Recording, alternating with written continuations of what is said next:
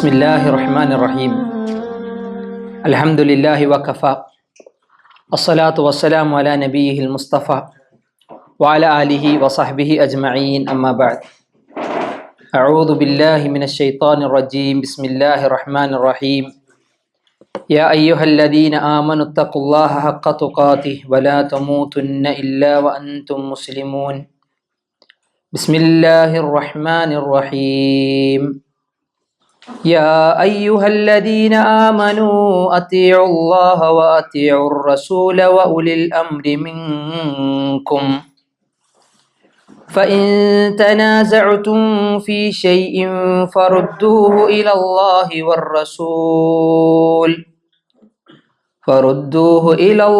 والرسول إن كنتم تؤمنون بالله واليوم الآخر ذلك خير وأحسن تأويلا.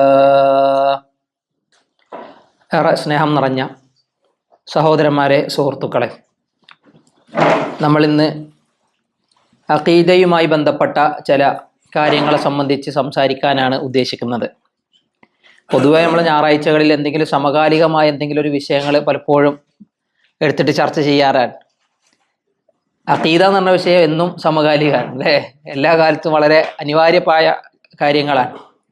പക്ഷെ ഈ ഒരു കാര്യം ഇന്ന് തിരഞ്ഞെടുക്കാനുള്ള ഒരു കാരണം, പ്രത്യേകിച്ച് നമ്മുടെ നാട്ടിൽ ഒരുപാട് അരാജകത്വങ്ങൾ അല്ലെങ്കിൽ ജീർണതകൾ, നമ്മളെ വേദനിപ്പിക്കുന്ന പല വാർത്തകൾ മുസ്ലിം സൊസൈറ്റികളിൽ നിന്ന് തന്നെ എന്ത് ചെയ്യുന്നു, കേട്ടുകൊണ്ടിരിക്കുന്നു.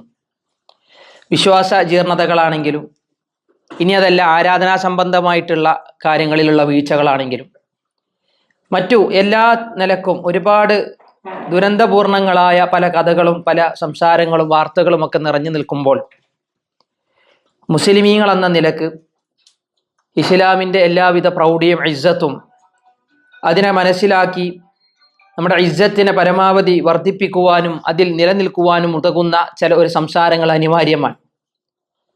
മതപ്രബോധന രംഗത്ത് അഖീദയുമായി ബന്ധപ്പെട്ട സംസാരങ്ങൾ ഒരുപാട് കാതോർത്തവരും അഖീദ വിഷയത്തെ ഏറ്റവും കൂടുതൽ കൈകാര്യം ചെയ്യുന്ന പണ്ഡിതന്മാരും നമ്മുടെ സംഘടനകളിലും അതുപോലെ തന്നെ നമ്മുടെ നാടുകളിലുമൊക്കെ നമുക്ക് കാണാനാകും. പക്ഷെ എന്നാൽ ഭൂരിഭാഗം ആളുകളെ സംബന്ധിച്ചിടത്തോളം മതപഠനത്തിനോട് പുറംതിരിഞ്ഞിരിക്കുന്ന ഒരവസ്ഥയാണ് പ്രത്യേകിച്ച് യുവാക്കളിൽ, കൗമാരക്കാരിൽ, യുവതികളിൽ, കൗമാരക്കാരികളിലൊക്കെ ഇന്ന് ഉള്ളത്. ദീന് പഠിക്കുക എന്ന് പറയുമ്പോൾ തന്നെ വലിയൊരു രസം ഇല്ലാത്ത പോലെ, ദീന് എന്ന് കേൾക്കുമ്പോൾ തന്നെ അല്ലെ, പലപ്പോഴും ചില ആധുനികമായ ചില ആളുകളുടെയൊക്കെ ചില സംസാരം, ലിബറലിസം എത്രമാത്രം നമ്മളെ ഓരോ ദിവസവും കാർന്നു തിന്നുന്നു എന്നുള്ളതിൻ്റെ പല ഉദാഹരണങ്ങളും നമ്മുടെ കുടുംബങ്ങളിൽ, നമ്മുടെ നാടുകളിൽ നമുക്ക് കാണാനാകും. ഏറ്റവും അറപ്പ് തോന്നുന്ന പല പ്രവർത്തനങ്ങളും ഇന്ന് മുസ്ലിം കുടുംബത്തിലേക്ക് വന്നുകൊണ്ടിരിക്കുകയാണ്. അതിൻ്റെയൊക്കെ അടിസ്ഥാനം എന്താണ്? അതിനുള്ള കാരണങ്ങൾ എന്താണ്? അത്തരത്തിലുള്ള എല്ലാവിധ മൂല്യച്യുതികളുടെയും ജീർണതകളുടെയും കാരണം പരിശോധിച്ചാൽ നമുക്ക് മനസ്സിലാകും, കൃത്യമായ ആദർശ ശുദ്ധി അല്ലെങ്കിൽ കൃത്യമായ ആദർശങ്ങളെ സംബന്ധിച്ചുള്ള കൃത്യമായ ധാരണ ഇല്ലാത്തതുകൊണ്ടാണ്. മതപരമായി മക്കളെ വളർത്താത്തത് കൊണ്ട്, അല്ലെങ്കിൽ മക്കൾക്ക് മതപരമായ വിജ്ഞാനം കൃത്യമായി നൽകാത്തത് കൊണ്ട്, ഉള്ളിലേക്ക് ഹൃദയത്തിലേക്ക് വിശ്വാസം ആഴ്ന്നിറങ്ങാത്തത് കൊണ്ടുണ്ടാകുന്ന പ്രശ്നങ്ങളാണ് ഇത്തരത്തിലുള്ള എല്ലാവിധ ദുരന്ത വാർത്തകളുടെയും ആധാരമായി നമുക്ക് മനസ്സിലാകുന്നത്. എന്നാൽ ഏറ്റവും നല്ല വിശ്വാസത്തെ എടുത്തണിഞ്ഞ ഒരാളെ സംബന്ധിച്ചിടത്തോളം, വിശ്വാസത്തിന്റെ കുപ്പായം എടുത്തണിയാന്ന് പറഞ്ഞാൽ നല്ലൊരു അഖീദയുള്ള ഒരാളെ സംബന്ധിച്ചിടത്തോളം അയാൾക്കുണ്ടാകുന്ന ഇസ്സത്തും അയാൾക്ക് അള്ളാഹു ഈഹലോകത്തും പരലോകത്തും നൽകുന്ന മഹത്വവുമൊക്കെ പല സ്വഹാബത്തിന്റെ ചരിത്രങ്ങൾ ഇങ്ങനെ വായിച്ചു പോകുമ്പോൾ, നബി സല്ലല്ലാഹു അലൈഹി വസല്ലമയുടെ സംസാരങ്ങൾ ഇങ്ങനെ കേട്ടുപോകുമ്പോൾ എനിക്ക് നിങ്ങൾക്ക് മനസ്സിലാകും. അതുകൊണ്ട് തന്നെ അഖീദ എന്ന വിഷയങ്ങളിൽ, അഖീദ എന്ന് പറഞ്ഞു കഴിഞ്ഞാൽ എന്താ അഖീദ? നമ്മൾ ആദ്യം അവിടുന്ന് തുടങ്ങാം. എന്താ അഖീദ? നമ്മൾ മദ്രസയിൽ പഠിച്ചിട്ടുണ്ടാവില്ല അഖീദ, അഖ്ലാഖ്. അഖീദ നമുക്കറിയാം. ഇന്ന് അതിൻ്റെ ഒരു ഓർമ്മപ്പെടുത്തൽ എന്നുള്ള നിലക്കാണ് ആ സംസാരം. എന്താ അഖീദ എന്നുള്ളതിന്റെ വാക്കർത്ഥം? പറയും വിശ്വാസം എന്നുള്ള അർത്ഥത്തിൽ പറയും. ശരിക്കും അഖദ് എന്ന ഭാഷ ലുഗവിയായിട്ട്, ലുഗത്തൻ ഭാഷാപരമായി അഖദ എന്ന് പറഞ്ഞാൽ ശരിക്കും എന്താ? കെട്ടിയിട്ടു, ബന്ധിച്ചു, അല്ലേ എന്നുള്ള അർത്ഥത്തിൽ ഉപയോഗിക്കാറുണ്ട്. നമ്മൾ വിശുദ്ധ ഖുർആനിൽ പല ആയത്തുകളും അല്ലേ? അല്ലാഹു ലാ യുആഖിദുകുമുല്ലാഹു ബില്ലഗ്വി ഫീ ഐമാനിക്കും.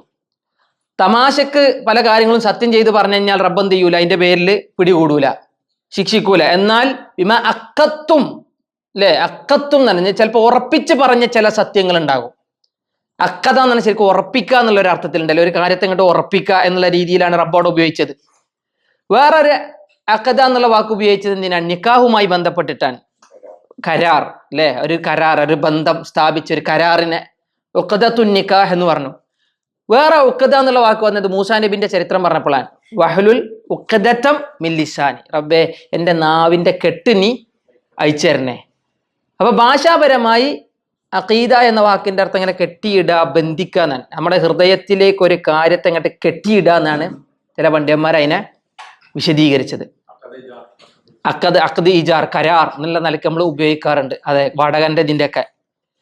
അപ്പൊ യഥാർത്ഥത്തിൽ ഭാഷാപരമായി അഖദ എന്ന് പറഞ്ഞാൽ അതാണ്. പക്ഷെ ഈ ഒരു ഭാഷാപരവും ഇസ്തിലാഹി സാങ്കേതികമായും ഈ വിഷയത്തെ ചർച്ച ചെയ്യുമ്പോൾ അല്ലെ, അള്ളാഹുവിലുള്ള വിശ്വാസം, അള്ളാഹുവിന്റെ മലക്കുകളിലുള്ള വിശ്വാസം, അള്ളാഹു പറഞ്ഞയച്ച റസൂലുമാരുള്ള വിശ്വാസം, ആ റസൂലുമാർക്ക് അള്ളാഹു സുബ്ഹാനഹു വ തആല നൽകിയ വേദഗ്രന്ഥങ്ങളിലുള്ള വിശ്വാസം, പരലോകത്തുള്ള വിശ്വാസം, അല്ലെ, ഖിയാമത്ത് നാളും അതിനനുബന്ധപ്പെട്ടിട്ടുള്ള ബാക്കി ഉയർത്തെഴുന്നേൽപ്പും മീസാനും അതുപോലെ തന്നെ വിചാരണയും സ്വർഗവും നരകവും തുടങ്ങുന്ന പാരത്രിക വിശ്വാസം, നന്മയും തിന്മയുമായ കാര്യങ്ങൾ റബ്ബിൽ നിന്നാണെന്ന് ഉള്ള വിശ്വാസം, ഇങ്ങനെ ഈ ഒരു വിശ്വാസ കാര്യങ്ങൾ മുഴുവൻ നമ്മുടെ ഹൃദയത്തിലേക്ക് ഇങ്ങനെ കൊളത്തിയിടണം, കെട്ടിയിടണം.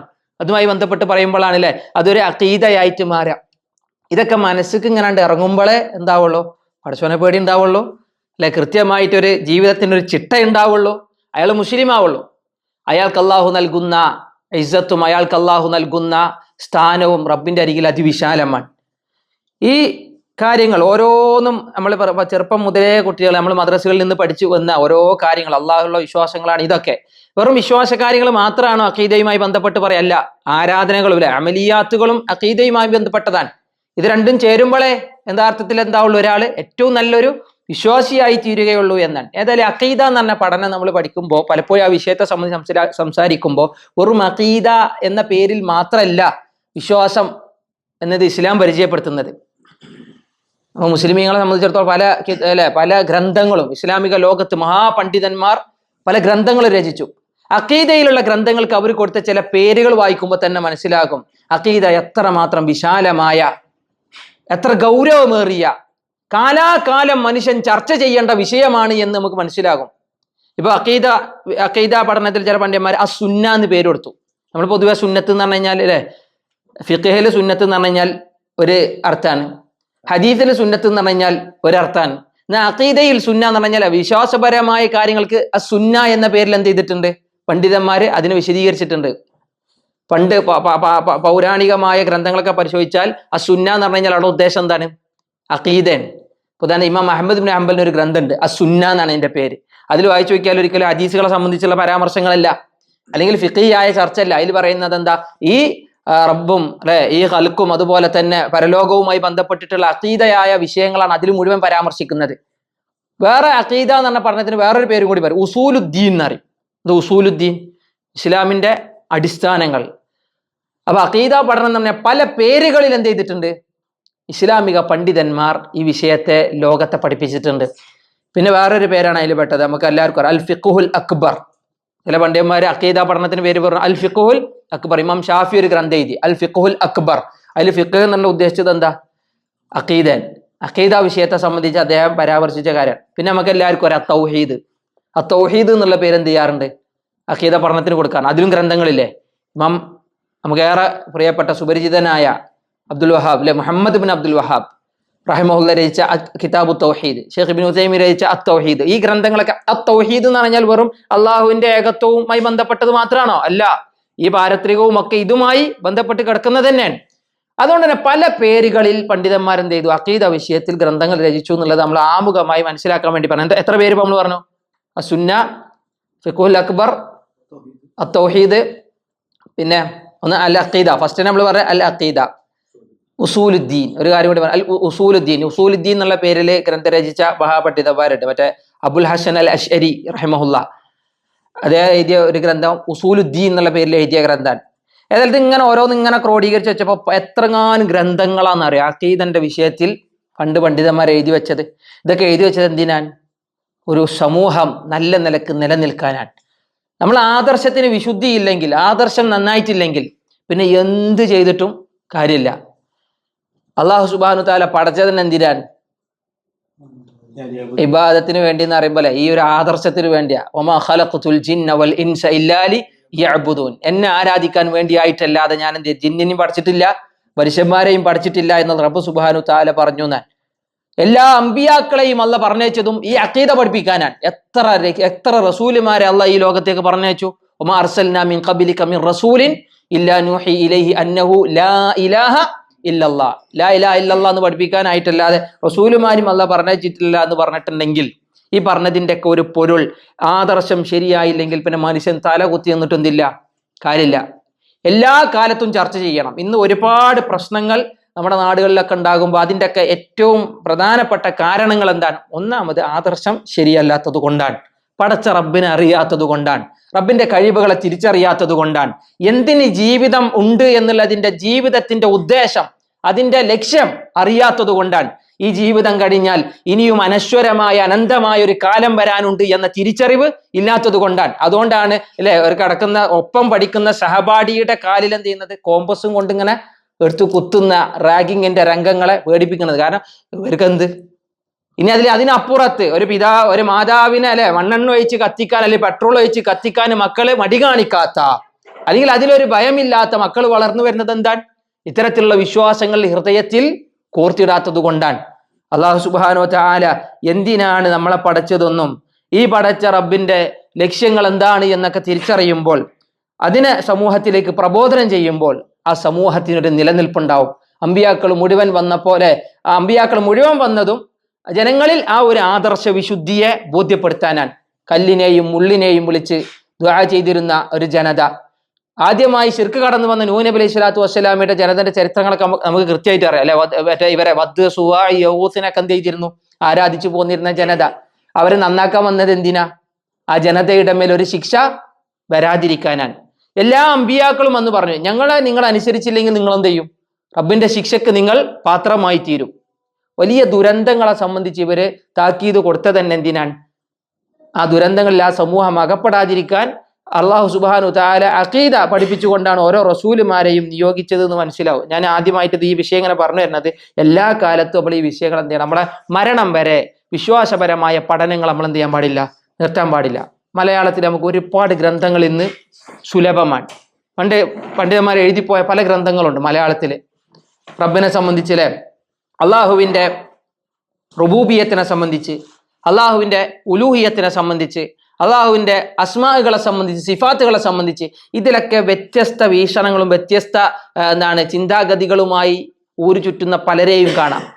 കറകളഞ്ഞ തൗഹീദിനെ കൃത്യമായി പഠിപ്പിക്കാനും അതിനെ പ്രബോധനം ചെയ്യാനും നമ്മൾ ബാധ്യസ്ഥരാണ്. കാരണം ഈ സമൂഹം ഇവിടെ നിലനിൽക്കണമെങ്കിൽ, നമ്മുടെ കുടുംബത്തിൽ സമാധാനവും സ്വസ്ഥതയും സുരക്ഷിതത്വവും ഉണ്ടാവണമെങ്കിൽ ഏറ്റവും നല്ല തൗഹീദിനെ പഠിപ്പിച്ച് അതിൻ്റെ മേൽ ആദർശ വിശുദ്ധിയുടെ മേൽ നിലകൊള്ളാൻ നമുക്ക് കഴിയണം. അപ്പൊ നമ്മളത് പഠിക്കും വേണം, മറ്റുള്ളവരെ പഠിപ്പിച്ചു കൊടുക്കും വേണം. അല്ലാത്ത പക്ഷം എന്താവും? അല്ലാത്ത പക്ഷം ഇത്തരത്തിലുള്ള എല്ലാ വാർത്തകളും തുടർന്നുകൊണ്ടേ ഇരിക്കും. ഒരു തൗഹീദി പ്രസ്ഥാനത്തിന്റെ ആവശ്യകത എന്താണെന്നുള്ളത് ഈ പറഞ്ഞ സംസാരത്തിൽ നിന്ന് മനസ്സിലായിണ്ടാവും. ഇത്രയും നേരം എന്തിനാണ് ആ ആദർശം നമ്മൾ പഠിക്കുന്നതും പഠിപ്പിക്കുന്നതും അത് പ്രബോധനം ചെയ്യുന്നതും എന്ന് പറഞ്ഞതിന്റെ പൊരുൾ എന്താണ്? ഒന്ന്, ആ സമൂഹം നല്ല നിലക്ക് സ്വസ്ഥതയോടുകൂടി നിലനിൽക്കാനാണ്. അല്ലാത്ത പക്ഷം ഒരുപാട് പ്രയാസങ്ങളും ബുദ്ധിമുട്ടും, അത് ഭൗതികമായത് ഈ പാരത്രിക തന്നെ ആണെങ്കിലോ എന്ത് അമല് ചെയ്താലും റബ്ബ് സ്വീകരിക്കണമെങ്കിൽ എന്ത് വേണം? ആദർശം നന്നാവണം എന്നാണ്. ആദർശം നന്നായില്ലെങ്കിൽ, ലാ ഇലാഹ ഇല്ലല്ലാഹ് എന്നുള്ള സംഗതി തൗഹീദ് ഇല്ലെങ്കിൽ എത്ര ചാരിറ്റി ചെയ്തിട്ടും കാര്യമില്ല. എത്ര രോഗിയെ ശുശ്രൂഷിച്ച് രാവുകൾ കിടന്നുറങ്ങിയാലും കാര്യമില്ല. എത്ര യതീമക്കൾ ഏറ്റെടുത്തിട്ടും കാര്യമില്ല. എത്ര ലോകത്ത് മുഴുവൻ വലിയ നന്മകളുടെ വലിയ വലിയ സേവനങ്ങൾ എത്ര ചെയ്താലും കാര്യമില്ല. ലാ ഇലാഹ ഇല്ലല്ലാഹ് ശരിയല്ലെങ്കിൽ, മുഹമ്മദ് റസൂലുള്ളാഹ് ശരിയല്ലെങ്കിൽ. വഖദിംനാ ഇലാ മാ അമിലു മിൻ അമലിൻ ഫജഅൽനാഹു ഹബാഅം മൻസൂറ. അല്ലാഹു സുബ്ഹാനഹു വ തആല പറഞ്ഞു, ചില ആളുകളുടെ മേൽ അവരുടെ അമലുകളുടെ മേൽ ഞാൻ എന്ത് ചെയ്യും? മുന്നിട്ട് വരും. ഖദിംനാ ഇലാ മാ അമിലു, അവർ ചെയ്തു വച്ച പ്രവർത്തനങ്ങൾ. കുറേ നന്മകൾ ചെയ്യുന്ന ആൾക്കാരൊക്കെ ഇപ്പം നമ്മുടെ നാട്ടിൽ വരെ ഏറ്റവും ലേറ്റസ്റ്റ് നടന്ന പല മാസങ്ങൾക്ക് മുന്നേ നടന്ന പല ചർച്ചകളും വലിയ നന്മകൾ ചെയ്ത ആൾക്കാരെ ഇങ്ങനെ എടുത്തു പറഞ്ഞു. എന്നിട്ട് പറയണേ അവരൊക്കെ സ്വർഗ്ഗക്കാരാൻ, ഇങ്ങനെ സർട്ടിഫിക്കറ്റ് കൊടുക്കുന്ന കുറെ ആൾക്കാരെ കാണാം. കാരണം ഒപ്പം നിന്ന ആൾക്കാരാൻ, അത്രക്കും സേവനം ചെയ്ത ആൾക്കാരാൻ, സഹപ്രവർത്തകരാൻ. അപ്പോ അവര് സ്വർഗത്ത് പോയില്ല, പിന്നെ ആരാ പോവുക ചോദ്യാൻ? അത് എത്ര വലിയ അബദ്ധ ജടിലമായ ചോദ്യമാണ് അല്ലേ? കാരണം അഖീദ ശരിയല്ലെങ്കിൽ പിന്നെ ആരെന്ത് ചെയ്തിട്ട് കാര്യമില്ല. ഒരു മുസ്ലിമിനെ സംബന്ധിച്ചിടത്തോളം അത് പറയാൻ കഴിയൂല. മുസ്ലിമിനെ സംബന്ധിച്ചിടത്തോളം അത് പറയാൻ സാധ്യമല്ല. റബ്ബ് വഖദിംനാ ഇലാ മഅമിലു മിൻ അമലിൻ, അവര് ചെയ്ത അമലുകളുടെ മേൽ നാം എന്ത് ചെയ്യും? മുന്നിട്ട് വരും. മുന്നിട്ട് വരാന്നാണ് റബ്ബ് വിചാരണ ചെയ്യുന്ന രംഗത്തെ സംബന്ധിച്ച് വിശദീകരിച്ചത്. ഫജഅൽനാഹു ഹബാഅൻ മൻസൂറ, അതിനെ മുഴുവൻ നിങ്ങളുടെ കാറ്റിൽ പറത്തിയ ധൂളികൾ പോലെ നാം അതിനെ പൊടിച്ചു കളയുമെന്ന് റബ്ബ് സുബ്ഹാനഹു തആല പറഞ്ഞു. അവർ ചെയ്ത അമലുകൾക്ക് റബ്ബിന്റെ അടുത്ത് വിലയില്ല. കാരണം എന്താ? ആദർശം ശരിയല്ല, അഖീദ ശരിയല്ല. അഖീദ ശരിയല്ല. ആദ്യത്തെ അഖീദ നമ്മൾ ഇസ്ലാം കാര്യം പറയുമ്പോൾ ആദ്യം പറയാറുണ്ട് എന്ത്? ഷഹാദത്തു അല്ലാ ഇലാഹ ഇല്ലല്ലാഹ് വ അന്ന മുഹമ്മദ റസൂലുള്ളാഹ്. ഇതിനെ രണ്ടിനെയും അംഗീകരിക്കാതെ പിന്നെ എന്ത് ചെയ്തിട്ടും അള്ളാഹുവിന്റെ അരികിൽ അതിന് വിലയില്ല എന്നാണ്. ഒരാളുടെ അമലുകൾ സ്വീകരിക്കപ്പെടണമെങ്കിൽ അയാളുടെ ആദർശം നന്നാവണം. ആദർശം നന്നാവുമ്പോൾ അത് ആദ്യം അള്ളാഹ് പറഞ്ഞതും കേൾക്കണം, റസൂലുള്ളാഹിയെയും അനുസരിക്കണം. അപ്പൊ അത് കൃത്യമായി ആ കാര്യങ്ങൾ എങ്ങനെ പഠിച്ച് മനസ്സിലാക്കി അതനുസരിച്ച് ഫോളോ ചെയ്യുമ്പോഴാണ് ഒരാളുടെ ആദർശം നന്നായി എന്ന് പറയാനാവുള്ളൂ. അല്ലാതെ എല്ലാ ആദർശവും, ഇപ്പൊ പലരും പറയും ഞങ്ങളെ ആദർശം ശരിയാണ്, ഞങ്ങളതാണ് ശരി, ഞങ്ങളുടെ തൗഹീദാണ് ശരി, മറ്റുള്ളവർ പറയുന്ന തൗഹീദ് ആൾക്കാരെ കുറ്റപ്പെടുത്തുന്ന തൗഹീദുകളാണ്, അങ്ങനെയൊക്കെ പറഞ്ഞ് പല ചർച്ചകളും കാണാം. അപ്പൊ ആളുകളെ വിലയിരുത്തൽ എങ്ങനെയാണ്? ഇപ്പോ സലഫികൾ ഒരു ഭാഗം, സൂഫികൾ ഒരു ഭാഗം, അശ്അരികൾ ഒരു ഭാഗം, പിന്നെ അതല്ലെങ്കിൽ മറ്റേ മാതുരീദിയ വേറെ വിഭാഗം, പിന്നെ വേറെ ഇങ്ങനെ ഒരുപാട് കക്ഷികളുടെ പേരിലാണ് അറിയപ്പെടുക. യഥാർത്ഥത്തിൽ യഥാർത്ഥ ആദർശം കറ കളർഞ്ഞ അഖീദ സ്വഹീഹ ആരുടേതാണ്? നമ്മൾ പറയാ അഖീദ അഹ്ലു സുന്നത്തി വൽ ജമാഅ. നമ്മൾ പഠിക്കേണ്ട അഖീദ ഏതെന്ന് വെച്ചാല് പൗരാണികമായ പണ്ഡിതന്മാർ മുഴുവൻ പറയല എന്താണ്? അഖീദത്തു അഹ്ലു സുന്നത്തി വൽ ജമാഅ. അഹ്ലു സുന്ന ആദർശം പഠിക്കണം എന്നാ മലയാളത്തിൽ നമ്മൾ കേട്ടു വളർന്നതും പഠിച്ചു വന്നതും. എന്താ അഹ്ലു സുന്ന? സുന്നത്തിന്റെ അഹ്ല് എന്ന് പറഞ്ഞാൽ നേരത്തെ അവിടെ ആ സുന്നക്ക് ചില പണ്ഡിതന്മാരെ അർത്ഥം പറഞ്ഞാൽ അഖീദൻ അല്ലെ, വിശ്വാസപരമായ കാര്യങ്ങൾ കറകളഞ്ഞ തൗഹീദിന്റെ ആളുകൾ. അതാരാ തൗഹീദിന്റെ ആളുകൾ? അള്ളാഹിന്റെ റസൂല് എണ്ണി പറഞ്ഞു, 3 സച്ചരിതരായ 3 തലമുറകളെ, ഖൈറുൻ നാസി ഖർനി സുമ്മല്ലദീന യലൂനഹും സുമ്മല്ലദീന യലൂനഹും. ഏറ്റവും നല്ല സമുദായം എന്റെ സമുദായമാണ്, അത് കഴിഞ്ഞാൽ അവർക്ക് ശേഷമുള്ളവർ, അത് കഴിഞ്ഞാൽ അവർക്ക് ശേഷമുള്ള സ്വഹാബത്തും താബിഈകളും അത്ബാഉ താബിഈകളും. അവരിൽ നിന്ന് അഹ്ലു സുന്നത്തി വൽ ജമാഅത്തിന്റെ പണ്ഡിതന്മാര് കൃത്യമായി പഠിപ്പിച്ചു തന്ന ആദർശമുണ്ട്. അത് റാഫിദിയാക്കളുടെ ആദർശമല്ല. റാഫിദിയാക്കളുടെ റബ്ബർ ഷിയാക്കളുടെ ആദർശമല്ല. കാരണം അതിങ്ങനെ വെച്ച് നോക്കുമ്പോൾ ഈ സ്വഹാബത്തും ഒരു നിലകൊണ്ടതല്ല അവരിലുള്ളത്. അശ്അരിയാക്കളെ പരിശോധിച്ച് കഴിഞ്ഞാൽ അതിലും ഈ റസൂലുള്ളാഹിയും സ്വഹാബത്തും നിലകൊണ്ടതിലല്ല അവരുള്ളത്.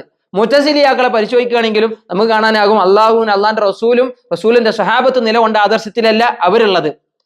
കൃത്യമായി അതൊരു മുൻഗാമികൾ എന്ന് പറയുമ്പോൾ, സച്ചരിതർ എന്ന് പറയുമ്പോൾ, സലഫിന്റെ ആളുകൾ എന്ന് പറയുമ്പോൾ അള്ളാഹു അള്ളാഹിന്റെ റസൂലിന്റെ സഹാബത്ത് നിലകൊണ്ട മാതൃക ഏതാണ്? അത് എവിടുന്നാ മനസ്സിലാക്കേണ്ടത്? അത് ഖുർആനിൽ നിന്നും ഹദീസുകളിൽ നിന്നുമാണ് സത്യവിശ്വാസികൾ തിരിച്ചറിയേണ്ടതെന്ന് മനസ്സിലാകും. അപ്പൊ ഞാൻ പറഞ്ഞു വരുന്നത് ആദ്യം ഈ ഒരു വിഷയം അതിന്റെ തുടക്കത്തിൽ തന്നെ കയറുന്നതിന്റെ മുന്നേ എന്തിനാ റസൂലുള്ളാഹി സ്വല്ലല്ലാഹി അലൈഹി വസല്ലം ആദ്യം പഠിപ്പിച്ചത് അഖീദ. ആദ്യം നിസ്കാരവും അഖീദ എന്ന് പറയുമ്പോൾ അതിന്റെ ഭാഗമാണെങ്കിലും ആദ്യം ഹൃദയങ്ങളിൽ റസൂലുള്ളാഹി സന്നിവേശിപ്പിച്ചത് എന്താണ്? ലാ ഇലാഹ ഇല്ലല്ലാഹയാണ് അല്ലേ? മക്കത്ത് 10 കൊല്ലം റസൂലുള്ളാഹി ജീവിച്ചു. 10 കൊല്ലത്തിന്റെ ഇടക്ക് റസൂലുള്ളാഹി ആദ്യങ്ങൾ നിസ്കരിക്കാൻ വരും, സകാത്ത് കൊടുക്കൂ, അതല്ലെങ്കിൽ നിങ്ങൾ ഹജ്ജിന് വരൂ എന്ന് പറഞ്ഞ് റസൂലുള്ളാഹി കൊണ്ടുപോയതായി ഒരു ഹദീസിലും രേഖപ്പെടുത്തപ്പെട്ടിട്ടില്ല. മക്കിയയായ സൂറത്തുകളുടെ സവിശേഷത നമ്മളിങ്ങനെ പഠിച്ചു വരുമ്പോൾ മക്കിയയായ സൂറത്തുകൾക്ക് ഒരു പ്രത്യേകത ഉണ്ട്. അതിൽ ഏറ്റവും കൂടുതൽ എന്താ ഉണ്ടായിരുന്നത്? വിശ്വാസപരമായ കാര്യങ്ങളാണ്. അള്ളാഹിനെ കുറിച്ചും മലക്കുകളെ സംബന്ധിച്ചും അല്ലെ, ഈ പ്രപഞ്ചത്തെ സൃഷ്ടിപ്പിനെ സംബന്ധിച്ചും ആഖിറത്തിനെ സംബന്ധിച്ചും റസൂലുമാരെ സംബന്ധിച്ചും റസൂലുമാരി കടന്നു വന്ന ജനതയെ സംബന്ധിച്ചും അവരുടെ ധിക്കാരത്തെ സംബന്ധിച്ചും അവരുടെ മേൽ റബ്ബ് ഇറക്കിവിട്ട ശിക്ഷയെ സംബന്ധിച്ചും നാളെ പരലോകത്ത് റബ്ബ് അവർ ഉയർത്തെഴുന്നേൽപ്പിക്കുന്ന രംഗങ്ങളെ സംബന്ധിച്ചും അല്ലെ, സ്വർഗത്തെയും നരകത്തെയും സംബന്ധിച്ചുമുള്ള പ്രതിപാദനങ്ങളാണ് മക്കിയയായ സൂറത്തുകളിൽ മുഴുവൻ. 10 വർഷക്കാലം നബി സല്ലല്ലാഹു അലൈഹി വസല്ലമ പഠിപ്പിച്ചത് അഖീദയാണ്. 10 വർഷക്കാലം പഠിപ്പിച്ചത് അഖീദ. നമ്മൾ ആദ്യം ചിലപ്പോൾ നമ്മളെ കുട്ടികളോട് നിസ്കരിച്ചടാ നോമ്പ് വെക്കാനുള്ള കാര്യങ്ങളൊക്കെ, പക്ഷെ ആദ്യം അവർക്ക് പഠിപ്പിച്ചു കൊടുക്കേണ്ടത് തൗഹീദിന്റെ ബാലപാഠങ്ങളാണ്. അള്ളാഹ് ആരാണ്? റബ്ബിന്റെ അസ്മാഉകളെ സംബന്ധിച്ച് പഠിപ്പിച്ചു കൊടുക്കണം. റബ്ബിന്റെ നാമങ്ങൾ, റബ്ബ് കാണുന്നവനാണ്, അദൃശ്യമറിയുന്നവനാണ്, രഹസ്യവും പരസ്യവുമായ കാര്യങ്ങളെ തിരിച്ചറിയുന്നവനാണ്, സദാ ഒരാളെ വീക്ഷിക്കുന്നവനാണ്, നിരീക്ഷിക്കുന്നവനാണ്. അള്ളാഹുവിന് എല്ലാറ്റിനും കഴിവുള്ളവനാണ്. റബ്ബിനെ സംബന്ധിച്ച് ഇങ്ങനെ പറഞ്ഞു കൊടുക്കുമ്പോ, ഇനി മരണവും മരണാനന്തര ജീവിതവും കുട്ടിയെ പഠിപ്പിച്ചു കൊടുക്കുമ്പോ, മരിച്ചു കഴിഞ്ഞു കഴിഞ്ഞാലുള്ള ഉയർത്തെഴുന്നേൽപ്പും വിചാരണയും മീസാനും റബ്ബിന്റെ മുമ്പിലുള്ള ഹിസാബും ഒക്കെ മകനക്ക് പറഞ്ഞു കൊടുക്കുമ്പോ ഒരു ഉള്ളിൽ ഇങ്ങനെ ഉണ്ടാകുന്ന ഒരു പേടിയുണ്ട്, മനസ്സിങ്ങനെ പാകപ്പെടും. എന്നിട്ട് പിന്നെ നമസ്കാരം, അപ്പോൾ അവർ എന്തിനാ നിസ്കരിക്കണം എന്നുള്ള ബോധം ഉണ്ടാവും, എന്തിനാ നോമ്പ് വെക്കുന്നത് എന്നുള്ള ചിന്തകൾ അവർക്ക് കടന്നു വരും. ഇതൊക്കെ നമ്മൾ മനസ്സിലാക്കിയ കാര്യങ്ങൾ. റസൂലുള്ളാഹി സ്വല്ലല്ലാഹി അലൈഹി വസല്ലം ആദ്യം ഒരു സമുദായത്തെ ഫോം ചെയ്ത തന്നെ ലാ ഇലാഹ ഇല്ലല്ലാഹ് പറഞ്ഞത് കൊണ്ടാണ്, ഈ ഒരു വിഷയത്തെ ബോധ്യപ്പെടുത്തിക്കൊണ്ടാണ് എന്നുള്ളത് ആ ഒരു സംഭവത്തിൽ നമ്മൾ മനസ്സിലാക്കിയ കാര്യമാണ്. ആദ്യം നിസ്കാരം ഇല്ല എന്നല്ല, നിസ്കരിച്ചിട്ടില്ലേ? മക്ക കാലഘട്ടത്തിൽ റസൂലുള്ളാഹി നമസ്കാരം ഉണ്ടല്ലോ അല്ലെ, ഇസ്രാ മിഅ്റാജ് നിർബന്ധമാക്കിയത് അപ്പോൾ. അതിന് മുന്നേ റസൂലുള്ളാഹി എന്ത് ചെയ്തിട്ടുണ്ട്? നമസ്കരിച്ചിട്ടുണ്ട്. ജിബ്രീൽ അലൈഹി സ്വലാത്തു വസ്സലാം നമസ്കാരത്തിന്റെ സമയങ്ങളെ റസൂലുള്ളാഹിക്ക് പരിചയപ്പെടുത്തി കൊടുത്തതൊക്കെ ഹദീസുകളിൽ വന്നിട്ടുണ്ട്. എന്നാൽ അതിനെ നിർബന്ധമാക്കുന്നതും അതിലേക്ക് ക്ഷണിക്കുന്നതും പിന്നീട് മദീന കാലഘട്ടത്തിലാണ്. അപ്പോഴാണ് ഹുക്കുമുകളും അഹ്കാമുകളും മുഴുവൻ അവതരിച്ചതെന്നുള്ളത് നമ്മൾ മനസ്സിലാക്കി പോകുന്ന കാര്യങ്ങളാണ്. ഏതായാലും അഖീദ എന്ന് പറഞ്ഞ പഠനം ഇങ്ങനെ ഓരോന്ന് അതിന്റെ ഇങ്ങനെ ഓരോ ബേസ് ഇങ്ങനെ പഠിച്ചു തുടങ്ങുമ്പോൾ അതിന്റെ ഓരോ പേരുകൾ ഇങ്ങനെ പറഞ്ഞു. ചിലപ്പോൾ ഈ അഹ്ലുസുന്നത്തി വൽ ജമാഅത്തിന്റെ പണ്ഡിതന്മാരല്ലാത്ത ആളുകൾ അഖീദ പഠനത്തിന് കൊടുത്ത ചില പേരുകളുണ്ട്. ഒന്ന് ഇൽമുൽ കലാം. അവർ പലപ്പോഴും പറയും ഇൽമുൽ കലാം. ഇൽമുൽ കലാം എന്ന് പറഞ്ഞു കഴിഞ്ഞാൽ കേട്ടിട്ടുണ്ടാകും അല്ലെ, പല വാദഗതികൾ അള്ളാഹിന്റെ നാമങ്ങളിലും മറ്റൊക്കെ നിന്ന് വ്യതിചലിച്ചു പോയ അല്ലെ തൗഹീദിനെ ചില ആളുകൾ പണ്ടുള്ള അഹ്ലുസുന്നന്റെ അല്ലാത്ത പണ്ഡിതന്മാർ പരിചയപ്പെടുത്തിയ പേര് ഇൽമുൽ കലാം. അഖീദ വിഷയത്തിൽ അഖീദ പഠനത്തിന് അവർ കൊടുത്ത പേര് അതാണ്. ചില പണ്ഡിതന്മാരെ അതിന് കൊടുത്ത പേര് അൽ ഫൽസഫ എന്നുള്ള പേരിൽ എന്ത് ചെയ്തിട്ടുണ്ട്? അഖീദകളെ പഠിപ്പിച്ചു പോന്നിട്ടുണ്ട്. പക്ഷെ അഹ്ലു സുന്നത്തി വൽ ജമാഅത്തിന്റെ പണ്ഡിതന്മാർ പറഞ്ഞ പേരുകളാണ് നമ്മൾ ഇതുവരെ എന്ത് ചെയ്തത്? വിശദീകരിച്ച് പോകുന്നത്.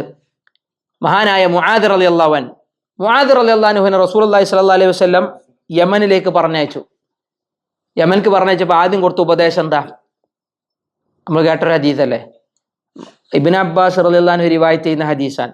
ഇബ്നു അബ്ബാസ് പറയുന്നത്, മുആദിനെ റസൂലുള്ളാഹി യമന്റെ ഗവർണറായിട്ട് യമന്റെ കാര്യങ്ങളെ ഏൽപ്പിച്ചുകൊണ്ട് റസൂലുള്ളാഹി പറഞ്ഞയച്ചപ്പോൾ റസൂലുള്ളാഹി സ്വല്ലല്ലാഹു അലൈഹി വസല്ലം പറഞ്ഞു, ഇന്നക തഅതി അലാ അഖ്വാമിൻ, നീ വരുന്ന ഒരു സമൂഹം. വേറെ റിവായത്തിൽ കാണാം, നീ വരുന്നത് അഹ്ലു കിതാബിന്റെ ആളുകളിലേക്കാണ്, അത് അഹ്ലു വേദഗ്രന്ഥത്തിന്റെ ആളുകളിലേക്കാണ് നീ കടന്നു വരുന്നത്. അവ്വലു മാ തദ്ഉഹും, നീ ആദ്യം അവരെ ക്ഷണിക്കേണ്ടത് ഏതിലേക്കാണ്? ഇലാ അൻ യുവഹിദുല്ലാഹ തആല, അള്ളാഹുവിന്റെ ഏകത്വത്തിലേക്കാണ് നീ അവരെ ക്ഷണിക്കേണ്ടത്. അള്ളാഹുവിന്റെ ഏകത്വത്തിലേക്കാണ് നീ അവരെ ക്ഷണിക്കേണ്ടത്. ഇനി ഫഇദാ ഫഅലു ദാലിക്, അവരെ ലാ ഇലാഹ ഇല്ലല്ലാഹ് അംഗീകരിച്ച് റസൂലുള്ളാഹി സ്വല്ലല്ലാഹു അലൈഹി വസല്ലമിന്റെ ഷഹാദത്തിനെ അവർ ഉൾക്കൊണ്ട് നബിയായി അംഗീകരിച്ച് അവർ കഴിഞ്ഞു കഴിഞ്ഞാൽ പിന്നെ എന്ത് പഠിപ്പിക്കണം? പിന്നെ അവരോട് നിസ്കാരം പറഞ്ഞു. ഇന്നല്ലാഹ ഫറള അലൈക്കും, അല്ലാഹു സുബ്ഹാനഹു തആല നിങ്ങളുടെ മേൽ എന്ത് ചെയ്തിട്ടുണ്ട്? 5 നേരത്തെ നമസ്കാരം നിർബന്ധമാക്കിയിട്ടുണ്ട് എന്നിങ്ങനെ ഓരോന്ന്. അത് അവർ ചെയ്താൽ പിന്നെ അടുത്തത് ഇതിങ്ങനെ ഓരോന്ന് പറഞ്ഞു. ആദ്യം പഠിപ്പിച്ചു കൊടുത്തത് എന്താണ്? ആദ്യം അവരെ ക്ഷണിക്കേണ്ടത് ലാ ഇലാഹ ഇല്ലല്ലാഹിലേക്കാണ്, തൗഹീദിലേക്കാണ്. അഥവാ ആദർശ വിശുദ്ധിയെ മനസ്സിൽ ഊട്ടിയുറപ്പിച്ച് നമ്മളെ മനസ്സിൽ ആദ്യം തന്നെ ഉണ്ടാവേണ്ടത് അള്ളാഹുവിലുള്ള വിശ്വാസത്തെ ഒരു സംശയവും ഇല്ലാതെ ഉറപ്പിക്കാൻ കഴിയണമെന്നാണ്. അപ്പൊ പലരും പറയും അല്ല ഉണ്ട്, അല്ല കാണുന്നുണ്ട്, അല്ല കേൾക്കുന്നുണ്ട്. പക്ഷെ ശരിക്കലും അള്ളാഹു സുബ്ഹാനഹു വ തആല നമ്മളെ വീക്ഷിക്കുന്നുണ്ട്. റബ്ബിന്റെ മുമ്പിൽ ഞാൻ ഉയർത്തെഴുന്നേൽപ്പിക്കപ്പെടും, ഞാൻ ചെയ്യുന്ന അമലുകളുടെ മുമ്പിൽ ഞാൻ വിചാരണ ചെയ്യപ്പെടും, റബ്ബ് ഒരുക്കി വെച്ച ശിക്ഷകളെ ഞാൻ ഏൽക്കേണ്ടി വരുമെന്ന ചിന്ത ഒരാളുടെ മനസ്സിൽ ഉറപ്പാണെങ്കിൽ അയാൾ പിന്നെന്ത് ചെയ്യൂല? അള്ളാഹുവിനെ ധിക്കരിക്കൂല, അള്ളാഹുവിന്റെ കൽപ്പനകളെ ഒരിക്കലും വില കുറച്ച് കാണൂല. റസൂലുള്ളാഹി സ്വല്ലല്ലാഹു അലൈഹി വസല്ലമയുടെ കൽപ്പനകൾ ഒരിക്കലും അയാൾ വില കുറച്ച് കാണൂല. കാരണം പരമാവധി അതിനെ പഠിച്ച് പരമാവധി ആദർശം നന്നാക്കി എടുക്കാനേ അയാൾ ശ്രദ്ധിക്കുള്ളൂ. പിന്നെ അയാളുടെ അമലുകൾക്ക് വരുന്ന ഒരു ക്ലാരിറ്റിയും അമലുകൾക്ക് വരുന്ന ഒരു ഏറ്റവും നല്ലൊരു സൗന്ദര്യവും ആ വിശ്വാസത്തിന്റെ അടിസ്ഥാനത്തിലാണ് എന്ത് ചെയ്യുക? കടന്നു വരിക എന്നുള്ളത് ആ ഒരു വിഷയം മുഴുവൻ നമ്മളെ ഓർമ്മിപ്പിക്കുന്ന ഒരു സംഭവമാണ്. പക്ഷെ ഇന്ന് ഏറ്റവും വലിയ സങ്കടം എന്ന് പറഞ്ഞു കഴിഞ്ഞാൽ ഭൂരിഭാഗം ആളുകൾക്കും പഠിക്കാൻ തീരെ താല്പര്യമില്ല. ദീൻ എന്ന് പറഞ്ഞ കാര്യം പഠിക്കാൻ തന്നെ താല്പര്യം, പ്രത്യേകിച്ച് അഖീദ പഠിക്കാൻ. അഖീദന്റെ ക്ലാസ് കേൾക്കുമ്പോൾ തന്നെ എല്ലാവർക്കും ആദ്യം ചെയ്യില്ല, ഉറക്കം വരില്ല. പല വിഷയങ്ങൾ നമ്മളെ നാടുകളിലാണെങ്കിലും ഇനി അതല്ല നേരെ മറിച്ച് വേറെ വയലുകളാണെങ്കിലും വേറെ വിഷയങ്ങളാണെങ്കിലും ഒക്കെ ചർച്ച ചെയ്യാൻ, വേറെ തർക്ക വിഷയങ്ങളൊക്കെ ചർച്ച ചെയ്യാൻ മനുഷ്യന്മാർക്ക് ഭയങ്കര ആവേശാണ്. പ്രധാനമായി നമ്മൾ അറിയേണ്ട ഇരുന്ന് പഠിക്കേണ്ട വിഷയങ്ങൾ ഖുർആനിൽ നിന്നും ഹദീസുകളിൽ നിന്നും ശരിക്കും ആദർശത്തെ കൃത്യമായി പഠിക്കുന്ന ഒരു തലമുറയെ വാർത്തെടുക്കാനുള്ള പ്രവർത്തനങ്ങൾ നമ്മുടെ ഭാഗങ്ങളിൽ നിന്ന് ഇനിയും എന്ത് ചെയ്യണം? ശക്തമായിട്ട് ഉയർന്നു വരണം എന്നുള്ളത് ഈ ഒരു അവസരത്തിൽ ഞാൻ നിങ്ങൾ ഓർക്കേണ്ടതാണ്. നമ്മുടെ പ്രബോധന രംഗത്ത് കൂടുതൽ ഇന്നിപ്പോ ഇതിന്റെ ഫളില് മാത്രമേ പറഞ്ഞു, ഇതിന്റെ പ്രാധാന്യം മാത്രമേ പറഞ്ഞിട്ടുള്ളൂ. അഖീദ എന്ന് പറഞ്ഞാൽ ഓരോന്ന് ഇഴ കീറി പഠിക്കാനില്ല, ഓരോ ഭാഗങ്ങളില്ല. അതിനെങ്ങനെ ഓരോന്നും കൃത്യമായിട്ട് ഓർഡറിൽ കൃത്യമായി പഠിച്ചു പോകുമ്പോൾ മറ്റുള്ളവരിലേക്ക് അത് പഠിപ്പിച്ചു കൊടുക്കുമ്പോൾ പല ഗ്രന്ഥങ്ങളെ നമ്മൾ അതിലേക്ക് അതിനെ ബേസ് ചെയ്തുള്ള പഠനങ്ങൾ നടക്കുമ്പോൾ ഒരുപാട് നേട്ടങ്ങൾ, ഒരുപാട് ഗുണങ്ങൾ നമ്മുടെ ഈ ഒരു സമൂഹത്തിനുണ്ടാകും. പ്രത്യേകിച്ച് നമ്മുടെ ഒരു പ്രബോധന പ്രവർത്തനം എന്ന് പറയുമ്പോൾ അതിൽ ഈ ഒരു വിഷയത്തെ കൂടുതൽ പ്രാധാന്യം കൊടുക്കേണ്ടതുണ്ടെന്നാണ്. കൂടുതൽ പ്രാധാന്യം കൊടുക്കുക, മറ്റു കാര്യങ്ങൾക്ക് പ്രാധാന്യം കൊടുക്കേണ്ടെന്നല്ല, അഖീദ വിഷയങ്ങളിൽ നിന്ന് പലപ്പോഴും ഇന്ന് ആളുകൾ പിന്നോട്ടേക്ക് പോകുന്നു എന്നുള്ളത് ഒരു യാഥാർത്ഥ്യമാണ്. ഞാൻ വിമർശിക്കാൻ വേണ്ടി പറയില്ല. ഇതിന്റെ ഇടയിൽ പല ആളുകളെ നമ്മൾ എടുത്തു നോക്കൂ, പല സംഘടനകൾ എടുത്തു നോക്കൂ, പല ഗ്രൂപ്പുകൾ എടുത്തു നോക്കൂ. കൃത്യമായി ഈ തൗഹീദിനെ വിശദീകരിക്കുന്ന അള്ളാഹുവിന്റെ നാമങ്ങളെയും ഗുണങ്ങളെയും അള്ളാഹുവിന്റെ സിഫാത്തുകളെയും, ഇനി പോട്ടെ ഇനി അവിടുന്ന് അങ്ങോട്ട് മാറുന്ന പരലോകത്തെയും പരലോക ജീവിതത്തെയും സംബന്ധിച്ചുള്ള പ്രതിപാദനങ്ങളിലെ കൃത്യമായ പഠനങ്ങൾ ഇന്ന് നമ്മളെ കേരളക്കരയിൽ വളരെ വിരളമാണ് എന്നുള്ളതൊരു യാഥാർത്ഥ്യമാണ്. മറ്റു പഠനങ്ങൾക്ക് അല്ലെങ്കിൽ മറ്റു പ്രവർത്തനങ്ങൾക്കൊക്കെ എന്ത് ചെയ്യുന്നു, ഒരുപാട് സമയവും സമ്പത്തും ചെലവഴിക്കുന്ന ആളുകളെ കാണാം. കൃത്യമായി നമ്മൾ ഈ ഒരു വിഷയത്തിൽ ഫോക്കസ് ചെയ്യുകയാണെങ്കിൽ, ഈ ഒരു വിഷയത്തിൽ നമ്മൾ ഗൗരവത്തിൽ എടുത്ത് അത്തരം കാര്യങ്ങൾക്ക് വേണ്ടി നമ്മുടെ അധ്വാനം നമ്മൾ ചെലവിടുകയാണെങ്കിൽ അള്ളാഹു നൽകുന്ന ഒരു ഇസ്സത്തുണ്ട്, അള്ളാഹു നൽകുന്ന ഒരു വിശുദ്ധിയുണ്ട്, അള്ളാഹു നൽകുന്ന ഒരു ശക്തിയുണ്ട്. ആ ശക്തി എന്താ? ഇഹലോകത്ത് അള്ളാഹു നമുക്ക് പ്രാതിനിധ്യം നൽകും. മറ്റുള്ളവരുടെ മേൽ വിജയിക്കാനുള്ള കെൽപ്പ് അള്ളാഹു സുബ്ഹാനഹു തആല നൽകും. ഉമർ റളിയല്ലാഹുവിന്റെ ചരിത്രം നമുക്കറിയാം. ഉമർ റളിയല്ലാഹു ഇസ്ലാമിലേക്ക് വരുന്നതിന് മുമ്പ് ആദർശം ശരിയല്ലല്ലോ, ഉറപ്പല്ലേ?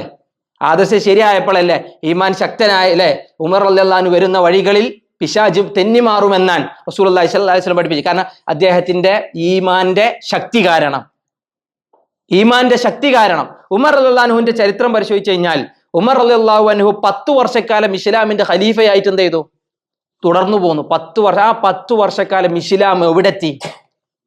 ആ 10 വർഷക്കാലം പേർഷ്യൻ സാമ്രാജ്യം മുഴുവൻ ഉമറിന്റെ കാൽച്ചുവട്ടിയിലായിരുന്നു. ഇറാനും ഇറാഖും ഷാമിന്റെ ഏരിയകളും ഉമർ റളിയല്ലാഹുവിന്റെ കീഴിലായി എന്നുള്ള ചരിത്രം ഞാൻ നിങ്ങൾ മനസ്സിലാക്കിയ സുദീർഘമായി ഇസ്ലാമിക ചരിത്രം വായിച്ചവരും കേട്ടവരുമാണ്. ഉസ്മാൻ റളിയല്ലാഹുവിന്റെ കാലഘട്ടത്തിലും എന്ത് ചെയ്തു? ഇസ്ലാം ആഫ്രിക്കൻ രാജ്യങ്ങളിൽ എന്ത് ചെയ്തു? ഇസ്ലാം എത്തി. ഇസ്ലാമിന് കീഴിൽ ആഫ്രിക്കൻ രാജ്യങ്ങൾ പോലും ആയിത്തീർന്ന ഉസ്മാൻ റളിയല്ലാഹുവിന്റെ കാലഘട്ടത്തിലെ സച്ചരിതരായ ഖുലഫാഉർ റാഷിദീന്റെ ചരിത്രം മുഴുവൻ പരിശോധിച്ച അബൂബക്കർ സിദ്ദീഖ് റളിയല്ലാഹുവിന്റെ കാലഘട്ടത്തിലാണ് പേർഷ്യ ഇങ്ങനെ തുടങ്ങുന്നത്.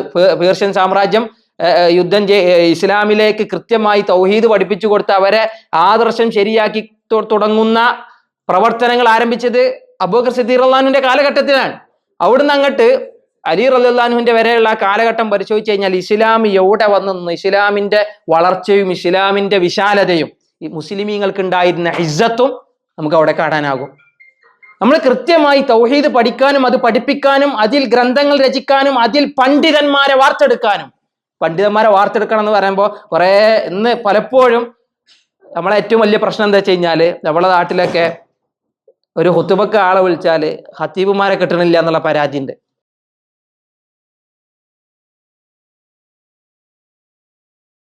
നമ്മൾ പറഞ്ഞു വന്നത് ഈ അഖീദ പഠിപ്പിക്കാനായിട്ട് നമ്മൾ തുനിഞ്ഞിറങ്ങണമെങ്കിൽ അതിനു വേണ്ടി ഗ്രന്ഥങ്ങൾ രചിക്കുന്ന ആളുകളെ അല്ലെങ്കിൽ അതിന് ഗ്രന്ഥം രചിക്കാൻ ഉള്ള ആളുകൾക്ക് സൗകര്യം ചെയ്തു കൊടുക്കുക, അതിലുള്ള പണ്ഡിതന്മാരെ പ്രഭാഷകന്മാരെ ആ ഒരു വിഷയത്തിൽ ശക്തരാക്കാൻ വേണ്ടിയുള്ള പ്രവർത്തനങ്ങൾ, പ്രബോധന രംഗത്ത് നമ്മൾ സജീവമാകുക, അതിനുള്ള ക്യാമ്പയിനുകൾ, ഇതൊക്കെ ഏറ്റവും കൂടുതൽ വീണ്ടും ചെയ്യുന്നത് നമ്മളെ സംഘടനകളിൽ ഒരുപാട് പ്രവർത്തനം നിൽക്കുന്നത് കാണാം. പക്ഷേ അത് പോരാതാണ്, ആ വിഷയത്തിൽ അതൊന്നും പോരാ. പലപ്പോഴും മറ്റുള്ള ഏരിയകളിലേക്ക് നമ്മളിങ്ങനെ തെന്നി മാറുമ്പോൾ തൗഹീദിന്റെ പഠനങ്ങളും അതിന്റെ പ്രാധാന്യങ്ങളും നമ്മളൊക്കെ എല്ലാവരും വിചാരം നമ്മളെല്ലാവരും തൗഹീദ് ഉള്ള ആളുകളാണ്, പണ്ട് മുതലേ കാക്കക്കാരനവന്മാർ പാരമ്പര്യം പറഞ്ഞിട്ടാണ് നമ്മൾ ഇപ്പോഴും എന്ത് ചെയ്യാറുള്ളത്, തൗഹീദിന്റെ കാര്യങ്ങൾ വിശദീകരിച്ച് പോരാറുള്ളത്. പക്ഷെ എത്രമാത്രം തൗഹീദിൽ നമ്മൾ വട്ടപൂജ്യമാണ് എന്നുള്ളത് ഈ ഒരു വിഷയത്തിന്റെ ആഴത്തിലേക്ക് വരുമ്പോൾ മനസ്സിലാവും.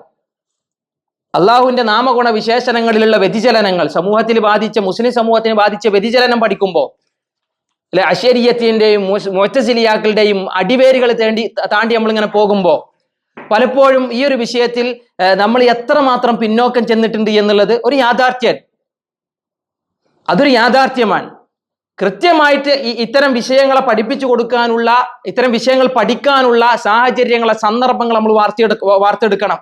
പണ്ഡിതന്മാർ, ഈ ഒരു വിഷയത്തെ കൈകാര്യം ചെയ്യുന്ന പണ്ഡിതന്മാരെ വാർത്തെടുക്കണം. പ്രത്യേകിച്ച് ഇങ്ങനത്തെ വിഷയങ്ങൾ കൈകാര്യം ചെയ്യുന്ന പണ്ഡിതന്മാർ കുറഞ്ഞു പോകുന്നു എന്നുള്ളത് യാഥാർത്ഥ്യമാണ്. ഇല്ലാതൊന്നും ആർക്കും തീരെ ഇല്ലാന്നൊന്നും ആരും പറയുന്നില്ല, പക്ഷെ കുറഞ്ഞു പോകുന്നു എന്നുള്ളത് യാഥാർത്ഥ്യം. റസൂലുള്ളാഹി സ്വല്ലല്ലാഹു അലൈഹി വസല്ലം പറഞ്ഞു, ഖിയാമത്ത് നാളിന്റെ അടയാളങ്ങളിൽ ആദ്യം എണ്ണി പറഞ്ഞത് എന്താ? അറിവ് ഉയർത്തപ്പെടുമെന്നാണ്. അറിവ് ഉയർത്തപ്പെടുമെന്ന് പറഞ്ഞാൽ ഉലമാക്കളുടെ മരണമാണ് എന്നാണ് മുഹദ്ദിഥീങ്ങൾ അതിനെ വിശദീകരിച്ചത്. അഖീദ കൃത്യമായി കൈകാര്യം ചെയ്തിരുന്ന പണ്ഡിതന്മാർ ഓരോരുത്തർ മരണപ്പെട്ടു പോകുമ്പോൾ പുതിയ പുതിയ പണ്ഡിതന്മാർ ആ ഒരു വിഷയത്തിൽ കൃത്യമായി ഡെപ്ത്, ആഴവും പരപ്പും ഉള്ള പണ്ഡിതന്മാരെ വാർത്തെടുക്കാൻ അതിനുള്ള സൗകര്യങ്ങളും അതിനുള്ള പ്രവർത്തനങ്ങളിലും അത്തരം പ്രബോധന രീതികളിലും എന്ത് ചെയ്യണം, കൂടുതൽ ശ്രദ്ധ ഇന്ന് മുസ്ലിം സമൂഹത്തിൽ ഉണ്ടായിരിക്കണം എന്നുള്ളതും ഈ ഒരു വിഷയത്തിന്റെ ഗൗരവം നമ്മൾ ഓർമ്മിപ്പിക്കുന്നതാണ്. ഇന്ന് ഞാൻ ഇതിന്റെ ഒരു പ്രാധാന്യം മാത്രമാണ് ഇങ്ങനെ പറഞ്ഞു. ഇതിന്റെ ഓരോ ഏരിയകളെയും ശരിക്ക് ഇഴകീറി ചർച്ച ചെയ്യപ്പെടേണ്ടതാണ്. നേരത്തെ നമ്മൾ പറഞ്ഞല്ലോ, അബൂബക്കർ സിദ്ദീഖ് റളിയല്ലാഹു അൻഹുവിന്റെ കാലഘട്ടത്തിൽ അബൂബക്കർ സിദ്ദീഖ് റളിയല്ലാഹു അൻഹു ഈ ഖിലാഫത്ത് ഏറ്റെടുത്തപ്പോൾ ആദ്യം ചെയ്ത പണി എന്താണെന്നറിയോ? അല്ലെ, മറ്റേ അഹ്ലുൽ റിദ്ദക്കെതിരെ, മുർത്തദ്ദീങ്ങളായ ഒരു ജനതക്കെതിരെ പോരാടിയതാണ്. അതുപോലെ തന്നെ സക്കാത്ത് കൊടുക്കൂല എന്ന് പറഞ്ഞ സമൂഹത്തിനെതിരെ പോരാടിയത്. അതായത് ആദർശത്തിന്റെ കടങ്കൽ കത്തിവച്ച സമൂഹത്തിനെതിരെ എന്ത് ചെയ്തു? അബൂബക്കർ സിദ്ദീഖ് റളിയല്ലാഹു അൻഹു പട നയിച്ചു എന്നാണ്. ഉമർ റളിയല്ലാഹു അൻഹുവിന്റെ കാലഘട്ടത്തിൽ അത് കാണാം. ഇതൊക്കെ ഓരോ രംഗങ്ങളും കൃത്യമായി വിശദീകരിക്കുന്നത് ആദർശ ശുദ്ധി കൈവരിച്ചാലേ ഒരു സമൂഹത്തിന് നിലനിൽപ്പുള്ളൂ. നമുക്ക് ഇസ്സത്ത് വേണോ? നമ്മുടെ ഓരോ പ്രവർത്തനങ്ങൾക്കും നമ്മുടെ നമ്മൾ ആദ്യം പറയുന്നത് കുടുംബാണ്, പിന്നെ മഹല്ലാണ്, പിന്നെ നമ്മുടെ കൂട്ടായ്മകളാണ്. ഈ കൂട്ടായ്മകൾക്ക് ഒരു നിലനിൽപ്പും അതിനൊരു ശക്തിയും അതിനൊരു ബലവും വേണോ? ഇതിനെങ്ങനെ മൂർച്ച കൂട്ടിക്കൊണ്ടേ ഇരിക്കണം. ഇത്തരം പഠനങ്ങളിൽ നമ്മൾ കൂടുതൽ നമ്മുടെ സമയവും നമ്മുടെ ആരോഗ്യവും നമ്മൾ ചെലവിടണം, നമ്മുടെ സമ്പാദ്യങ്ങളും ഇതിനു വേണ്ടി ചെലവിടണമെന്നാണ്. ഇല്ല എന്നല്ല, ഇനിയും കൂടുതൽ ശക്തിപ്പെടുത്തണം എന്നുള്ളത് സൂചിപ്പിച്ചു എന്ന് മാത്രം. റസൂലുള്ളാഹി സ്വല്ലല്ലാഹി അലൈഹി വസല്ലം അബൂ ത്വാലിബ് മരിക്കുന്ന രംഗം, റസൂലുള്ളാഹിക്ക് ഏറെ പ്രിയപ്പെട്ട ആളാണ് അബൂ ത്വാലിബ്. അബൂ ത്വാലിബിന്റെ മരണം നബിയെ വല്ലാതെ വിഷമിപ്പിച്ചു എന്നുള്ള ചരിത്രം നമുക്കറിയാം, ആമുൽ ഹുസൈൻ. പക്ഷെ മരിക്കണതിന്റെ തൊട്ടു മുന്നേ രോഗം ബാധിച്ചപ്പോൾ, രോഗം ബാധിച്ച ഘട്ടത്തിൽ അബൂ ത്വാലിബ് റസൂലുള്ളാഹി സ്വല്ലല്ലാഹി അലൈഹി വസല്ലമയെ വിളിക്കുന്ന ഒരു രംഗം ഹദീത്തുകളിൽ കാണാനാകും. രോഗശയ്യയിലാണ്, കിടപ്പിലാണ്. അബൂജഹലും ഖുറൈശികളിലെ പല നേതാക്കന്മാരും അബൂ ത്വാലിബിന്റെ വീടിന്റെ അകത്ത് ഒരുമിച്ച് നിൽക്കുന്ന ഒരു ഘട്ടം. നബി സല്ലല്ലാഹു അലൈഹി വസല്ലമനെ വിളിപ്പിക്കാൻ വേണ്ടി പറഞ്ഞു അബൂജഹൽ. എന്താ കാരണം?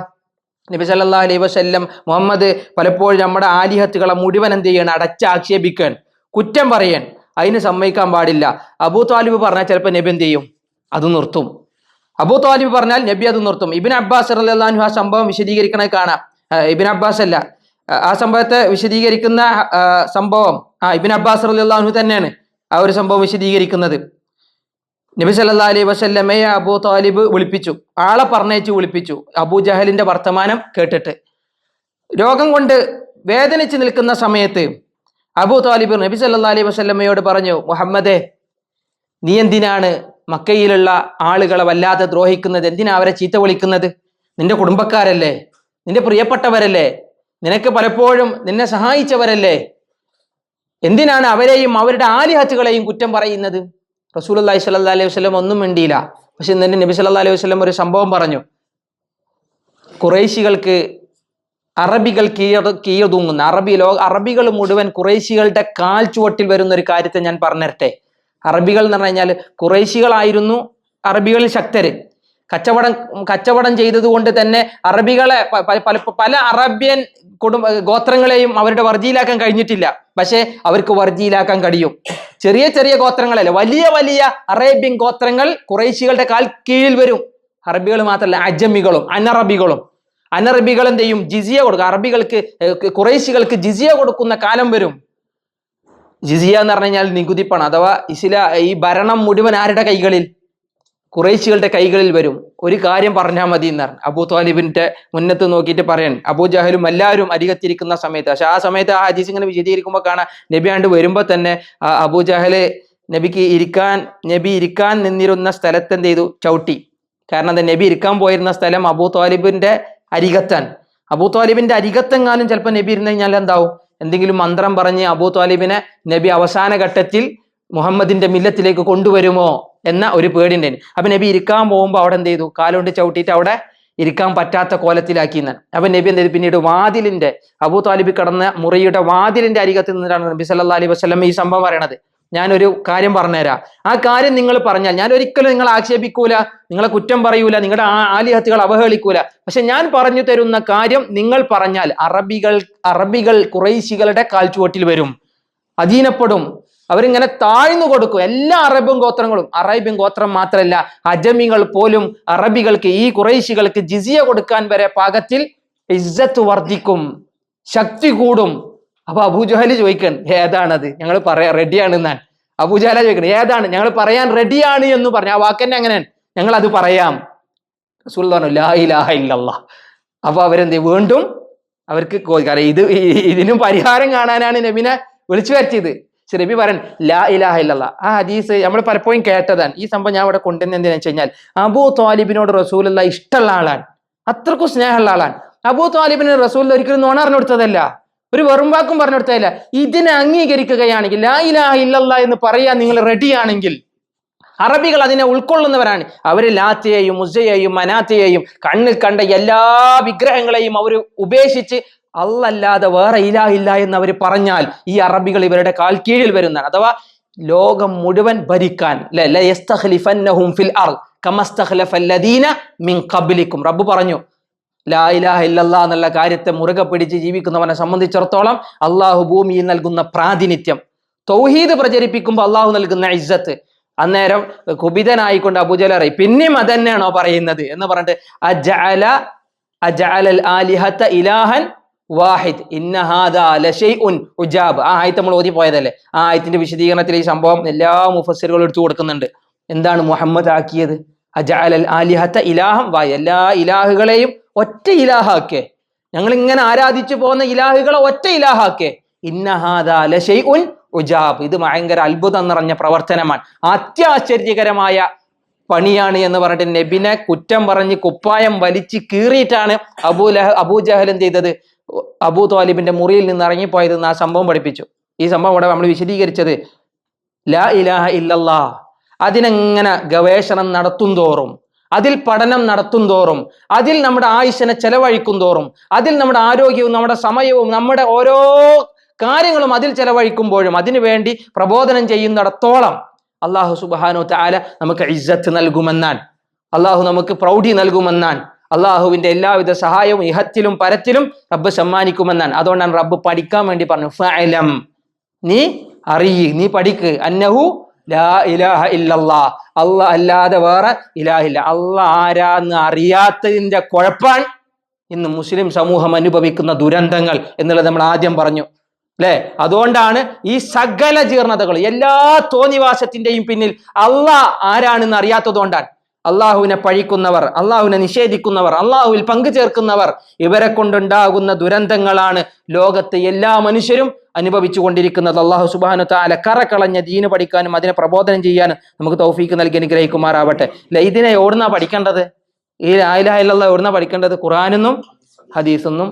ഖുർആനിന്നും ഹദീസിന്നും കൃത്യമായി ഖുർആനിൽ ആ ഒരു സംഭവങ്ങളെ വിശദീകരിച്ചു പോരുന്ന കാര്യങ്ങൾ. അതുകൊണ്ട് തന്നെ ഖുർആൻ പഠനങ്ങളെ ഇനിയും വിശാലമാക്കുക, ഖുർആൻ നബി സല്ലല്ലാഹു അലൈഹി വസല്ലമയുടെ ഹദീസ് പഠനങ്ങളെ ഇനിയും എന്ത് ചെയ്യുക? വിശാലമാക്കുക.